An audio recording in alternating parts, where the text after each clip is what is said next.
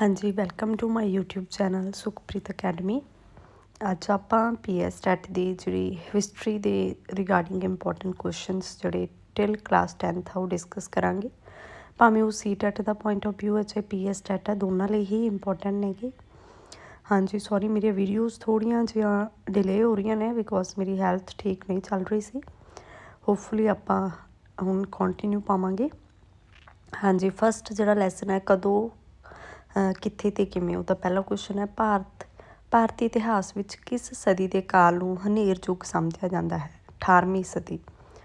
Europe ਵਿੱਚ ਆਧੁਨਿਕ ਕਾਲ ਦਾ ਆਰੰਭ ਕਦੋਂ ਹੋਇਆ? 16ਵੀਂ ਸਦੀ ਵਿੱਚ। ਰਾਸ਼ਟਰਪਤੀ ਭਵਨ ਇਤਿਹਾਸ ਦੇ ਕਿਹੜੇ ਪ੍ਰਮੁੱਖ ਸਰੋਤ ਵਿੱਚ ਆਉਂਦਾ ਹੈ? ਇਤਿਹਾਸਿਕ ਇਮਾਰਤਾਂ। 1724 ਈਸਵੀ ਵਿੱਚ ਕਿਸ ਨੇ ਹੈਦਰਾਬਾਦ ਸੁਤੰਤਰ ਰਾਜ ਦੀ ਨੀਂਹ ਰੱਖੀ ਸੀ? ਨਿਜ਼ਾਮ ਉਲ ਮੁਲਕ। ਫਰਾਂਸੀਸੀਆਂ ਅਤੇ ਅੰਗਰੇਜ਼ਾਂ ਦੇ ਵਿਚਕਾਰ 1740 ਤੋਂ 1763 ਤੱਕ ਕਿਹੜੇ ਯੁੱਧ ਹੋਏ? ਕਰਨਾਟਕ ਦੇ ਯੁੱਧ। ਭਾਰਤ ਵਿੱਚ ਆਧੁਨਿਕ ਕਾਲ ਦਾ ਆਰੰਭ ਕਦੋਂ ਹੋਇਆ? 18ਵੀਂ ਸਦੀ ਵਿੱਚ ਬਾਦਸ਼ਾਹ ਔਰੰਗਜ਼ੇਬ ਦੀ ਮੌਤ ਪਿੱਛੋਂ। ਭਾਰਤ ਵਿੱਚ ਇੰਡੀਆ ਗੇਟ ਕਿੱਥੇ ਸਥਿਤ ਹੈ? ਦਿੱਲੀ ਵਿੱਚ। ਸਾਦਤ ਖਾਂ ਨੇ ਅਵਧ ਨੂੰ ਸੁਤੰਤਰ ਰਾਜ ਕਦੋਂ ਬਣਾਇਆ? 1739 ਈਸਵੀ ਨੂੰ। ਨੈਕਸਟ ਲੈਸਨ ਹੈ ਭਾਰਤ ਵਿੱਚ ਈਸਟ ਇੰਡੀਆ ਕੰਪਨੀ ਦੀ ਸਥਾਪਨਾ। ਪੌਂਡੀਚੇਰੀ, ਚੰਦਾਨਗਰ ਅਤੇ ਕਾਰੀਕਲ ਕਿਸ ਯੂਰਪੀ ਸ਼ਕਤੀ ਦੇ ਅਧੀਨ ਹਨ? ਫਰਾਂਸ ਦੀ। ਈਸਟ ਇੰਡੀਆ ਕੰਪਨੀ ਦੀ ਸਥਾਪਨਾ ਕਦੋਂ ਹੋਈ? 31 ਦਸੰਬਰ 1600 ਈਸਵੀ ਨੂੰ। ਵਾਸਕੋ ਡੀ ਗਾਮਾ ਕਿੱਥੋਂ ਦਾ ਰਹਿਣ ਵਾਲਾ ਸੀ? ਪੁਰਤਗਾਲ ਦਾ। ਗੋਆ, ਦਮਨ, ਬਾਸੀਨ ਅਤੇ ਹੁਗਲੀ ਕਿਹੜੇ ਯੂਰਪੀ ਸ਼ਕਤੀ ਦੇ ਅਧੀਨ ਸਨ? ਪੁਰਤਗਾਲੀ।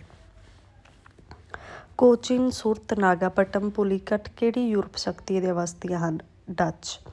ਸੂਰਤ, ਅਹਿਮਦਾਬਾਦ, ਆਗਰਾ, ਬੰਬਈ ਅਤੇ ਕੋਲਕਾਤਾ ਕਿਸ ਯੂਰਪੀ ਸ਼ਕਤੀ ਦੇ ਅਧੀਨ ਸਨ? ਅੰਗਰੇਜ਼ਾਂ ਦੇ। ਭਾਰਤ ਵਿੱਚ ਪਹੁੰਚਣ ਵਾਲਾ ਪਹਿਲਾ ਪੁਰਤਗਾਲੀ ਕੌਣ ਸੀ? Vasco da Gama. ਅੰਗਰੇਜ਼ਾਂ ਨੂੰ ਬੰਗਾਲ ਵਿੱਚ ਬਿਨਾਂ ਚੁੰਗੀ ਕਰਦੇ ਵਪਾਰ ਕਰਨ ਦੀ ਰਿਆਇਤ ਕਿਸ ਮੁਗਲ ਬਾਦਸ਼ਾਹ ਤੋਂ ਅਤੇ ਕਦੋਂ ਮਿਲੀ? ਜਹਾਂਗੀਰ ਤੋਂ। 1615 ਈਸਵੀ ਨੂੰ। ਬਹੁਤ ਇੰਪੋਰਟੈਂਟ ਕੁਐਸਚਨਸ ਨੇ ਰਾਜੇ, ਇਹ ਸਾਰੇ ਲਗਭਗ ਆਏ ਹੋਏ ਨੇਗੇ PS ਟੈਟ 'ਚ।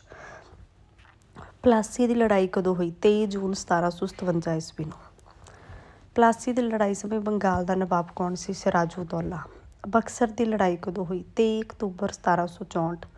ਸਹਾਇਕ ਸੰਧੀ ਕਿਸ ਨੇ ਸ਼ੁਰੂ ਕੀਤੀ? ਲਾਰਡ ਵੈਲਜ਼ਲੀ। 1761 ਈਸਵੀ ਵਿੱਚ ਸੁਤੰਤਰ ਮੈਸੂਰ ਰਾਜ ਦੀ ਸਥਾਪਨਾ ਕਿਸ ਨੇ ਕੀਤੀ? ਹੈਦਰ ਅਲੀ ਨੇ। ਟੀਪੂ ਸੁਲਤਾਨ ਕੌਣ ਸੀ? ਮੈਸੂਰ ਦਾ ਸ਼ਾਸਕ ਹੈਦਰ ਅਲੀ ਦਾ ਪੁੱਤਰ। ਲੈਪਸ ਦੀ ਨੀਤੀ ਕਿਸ ਗਵਰਨਰ ਜਨਰਲ ਨੇ ਆਰੰਭ ਕੀਤੀ ਸੀ? ਲਾਰਡ ਡਲਹੌਜ਼ੀ ਨੇ।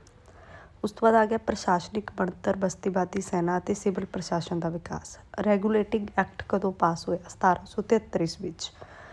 ਪਿਟਸ ਇੰਡੀਆ ਐਕਟ ਕਦੋਂ ਪਾਸ ਹੋਇਆ? 1784 ਈਸਵੀ ਵਿੱਚ। ਭਾਰਤ ਵਿੱਚ ਸਿਵਲ ਸਰਵਿਸ ਦਾ ਮੋਢੀ ਕੌਣ ਸੀ? Lord Cornwallis. Board of control ਕਦੋਂ ਅਤੇ ਕਿਸ ਐਕਟ ਅਧੀਨ ਬਣਿਆ? 1784 'ਚ ਪਿਟਸ ਇੰਡੀਆ ਐਕਟ ਅਧੀਨ। ਕਦੋਂ ਅਤੇ ਕਿਹੜਾ ਪਹਿਲਾ ਭਾਰਤੀ ਸਿਵਲ ਸਰਵਿਸ ਦੀ ਪ੍ਰੀਖਿਆ ਪਾਸ ਕਰ ਗਿਆ? 1863 ਈਸਵੀ ਵਿੱਚ ਸਤਿੰਦਰ ਨਾਥ ਟੈਗੋਰ। ਸੈਨਾ ਵਿੱਚ ਭਾਰਤੀ ਸੈਨਿਕਾਂ ਨੂੰ ਦਿੱਤੀ ਜਾਣ ਵਾਲੀ ਸਭ ਤੋਂ ਵੱਡੀ ਪਦਵੀ ਸੂਬੇਦਾਰ ਦੀ ਸੀ। ਲਾਰਡ ਡੈਸ਼ ਨੇ ਅੰਗਰੇਜ਼ੀ ਪ੍ਰਸ਼ਾਸਨ ਵਿੱਚ ਕਾਨੂੰਨ ਅਤੇ ਸ਼ਾਂਤੀ ਸਥਾਪਿਤ ਕਰਨ ਲਈ ਪੁਲਿਸ ਵਿਭਾਗ ਵਿੱਚ ਸੁਧਾਰ ਕੀਤਾ। ਕਾਰਨਵਾਲਿਸ। 1773 ਈਸਵੀ ਦੇ ਰੈਗੂਲੇਟਿੰਗ ਐਕਟ ਅਨੁਸਾਰ ਡੈਸ਼ ਵਿੱਚ ਸਰਵ ਉੱਚ ਅਦਾਲਤ ਦੀ ਸਥਾਪਨਾ ਕੀਤੀ ਗਈ। ਕਲਕੱਤਾ 'ਚ। 1886 ਈਸਵੀ ਵਿੱਚ ਲਾਰਡ ਡੈਸ਼ ਨੇ 15 ਮੈਂਬਰਾਂ ਦੀ ਪਬਲਿਕ ਸਰਵਿਸ ਕਮਿਸ਼ਨ ਨਿਯੁਕਤ ਕੀਤਾ। ਰਿਪਨ। ਡੈਸ਼ ਈਸਵੀ ਦੇ ਚਾਰਟਰ ਐਕਟ ਅਧੀਨ ਕਾਨੂੰਨਾਂ ਦਾ ਸੰਗ੍ਰਹਿ ਕਰਨ ਲਈ ਇੰਡੀਅਨ ਲਾਅ ਕਮਿਸ਼ਨ ਦੀ ਸਥਾਪਨਾ ਕੀਤੀ ਗਈ। 1833 ਦਾ ਜਿਹੜਾ ਚਾਰਟਰ ਐਕਟ ਆਇਆ ਸੀਗਾ। ਅੱਗੇ ਆ ਗਿਆ ਪੇਂਡੂ ਜੀਵਨ ਅਤੇ ਸਮਾਜ। ਲਾਰਡ ਕਾਰਨਵਾਲਿਸ ਨੇ ਭੂਮੀ ਲਗਾਨ ਵਿੱਚ ਕਿਹੜਾ ਪ੍ਰਬੰਧ ਸ਼ੁਰੂ ਕੀਤਾ? ਸਥਾਈ ਬੰਦੋਬਸਤ। ਸਥਾਈ ਬੰਦੋਬਸਤ ਨੂੰ ਦੂਰ ਕਰਨ ਲਈ 1820 ਈਸਵੀ ਵਿੱਚ ਅੰਗਰੇਜ਼ ਅਫਸਰ ਥਾਮਸ ਮੁਨਰੋ ਨੇ ਮਦਰਾਸ ਅਤੇ ਮੁੰਬਈ ਵਿੱਚ ਰਇਤਵਾੜੀ ਪ੍ਰਬੰਧ ਲਾਗੂ ਕੀਤੇ। ਰਾਜੇ ਮੈਂ ਫਿਰ ਰਿਪੀਟ ਕਰ ਰਹੀ ਹਾਂ, ਇਹ ਸਾਰੇ ਕੁਐਸਚਨਸ ਆਏ ਹੋਏ ਨੇ। ਰਇਤਵਾੜੀ 'ਤੇ ਵੀ ਆਇਆ ਹੋਇਆ ਗਾ, 1820 'ਤੇ ਆਇਆ ਹੋਇਆ ਗਾ, ਸਥਾਈ ਬੰਦੋਬਸਤ 'ਤੇ ਆਇਆ ਹੋਇਆ ਗਾ। ਉੱਤਰ ਪ੍ਰਦੇਸ਼, ਪੰਜਾਬ ਅਤੇ ਮੱਧ ਭਾਰਤ ਦੇ ਕੁਝ ਇਲਾਕਿਆਂ ਵਿੱਚ ਕਿਹੜਾ ਲਗਾਨ ਪ੍ਰਬੰਧ ਲਾਗੂ ਕੀਤਾ ਗਿਆ? ਮਹਿਲਵਾੜੀ। ਡੈਸ਼ ਪ੍ਰਬੰਧ ਪਿੰਡ ਦੇ ਸਮੁੱਚੇ ਭਾਈਚਾਰੇ ਨਾਲ ਕੀਤਾ ਜਾਂਦਾ ਸੀ। ਮਹਿਲਵਾੜੀ ਪ੍ਰਬੰਧ। ਸਥਾਈ ਬੰਦੋਬਸਤ ਕਾਰਨ ਜ਼ਿਮੀਂਦਾਰ ਭੂਮੀ ਦੇ ਮਾਲਕ ਬਣ ਗਏ। ਡੈਸ਼ ਈਸਵੀ ਵਿੱਚ ਲਾਰਡ ਕਾਰਨਵਾਲਿਸ ਨੇ ਡੈਸ਼ ਵਿੱਚ ਸਥਾਈ ਬੰਦੋਬਸਤ ਭੂਮੀ ਲਗਾਨ ਪ੍ਰਬੰਧ ਸ਼ੁਰੂ ਕੀਤਾ? 1793 'ਚ ਬੰਗਾਲ ਵਿੱਚ। ਡੈਸ਼ ਪ੍ਰਬੰਧ ਦੇ ਅਧੀਨ ਸਰਕਾਰਾਂ ਨੇ ਕਿਸਾਨਾਂ ਤੋਂ ਸਿੱਧਾ ਭੂਮੀ ਲਗਾਨ ਲੈਣ ਦਾ ਫੈਸਲਾ ਕੀਤਾ ਅਤੇ ਕਿਸਾਨਾਂ ਨੂੰ ਜ਼ਮੀਨਾਂ ਦੇ ਮਾਲਕ ਬਣਾ ਦਿੱਤਾ। ਰਇਤਵਾੜੀ।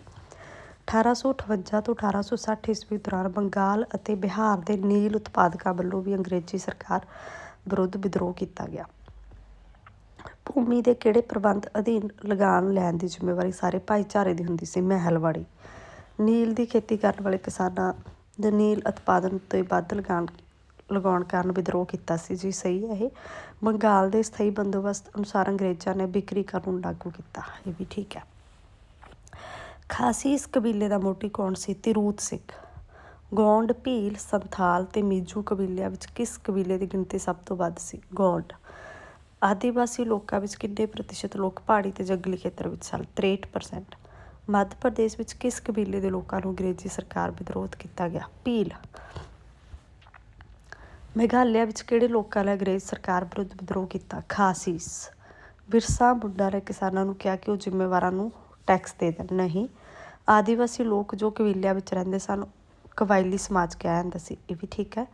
ਮੁੰਡਾ ਜਾਤੀ ਦੇ ਲੋਕ ਕਿਸ ਅਕਾਲੀ ਦੇ ਪ੍ਰਸਿੱਧ ਕਬੀਲਾ ਸੀ? ਬਿਹਾਰ ਦਾ। ਮੁੰਡਾ ਜਾਤੀ। ਅੰਗਰੇਜ਼ਾਂ ਦੁਆਰਾ ਖਰੋਦ ਕਬੀਲੇ ਦਾ ਮੁਖੀਆ ਕਿਸ ਵਿਅਕਤੀ ਨੂੰ ਬਣਾਇਆ ਗਿਆ? ਦੇਸ਼ ਨਿਕਾਲਾ ਦਿੱਤੇ ਗਏ ਕਬੀਲੇ ਦੇ ਇੱਕ ਆਦਮੀ ਨੂੰ।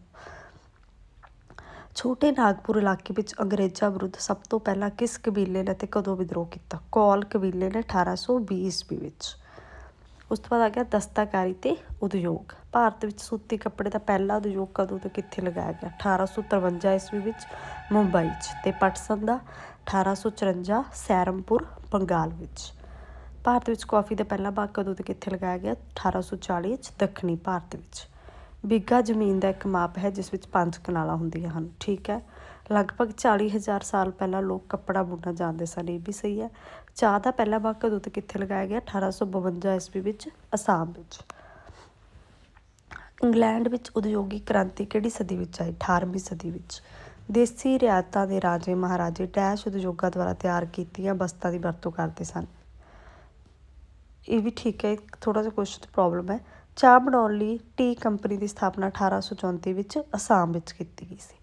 ਰਾਣੀਗੰਜ ਦੀਆਂ ਖਾਣਾਂ ਕਿੱਥੇ ਹਨ? ਕੋਲੇ ਦੀਆਂ ਖਾਣਾਂ।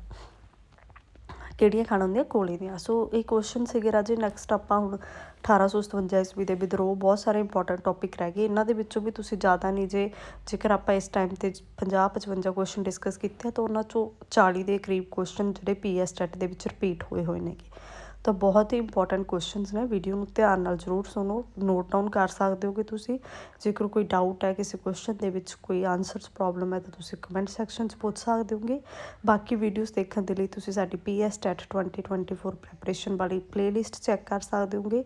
ਜੇਕਰ ਚੈਨਲ 'ਤੇ ਫਸਟ ਟਾਈਮ ਵਿਜ਼ਿਟ ਕਰ ਰਹੇ ਹੋ ਤਾਂ ਚੈਨਲ ਨੂੰ ਸਬਸਕ੍ਰਾਈਬ ਜ਼ਰੂਰ ਕਰ ਲਓ, ਸ਼ੇਅਰ ਜ਼ਰੂਰ ਕਰੋ ਤਾਂ ਕਿ ਹੋਰ ਬੱਚੇ ਜਿਹੜੇ ਤਿਆਰੀ ਕਰ ਰਹੇ ਉਹਨਾਂ ਤੱਕ ਵੀ ਆਪਣਾ ਕੰਟੈਂਟ ਪਹੁੰਚ ਸਕੇ। ਜੁੜੇ ਰਹੋ ਸਾਡੇ ਚੈਨਲ ਦੇ ਨਾਲ। ਧੰਨਵਾਦ।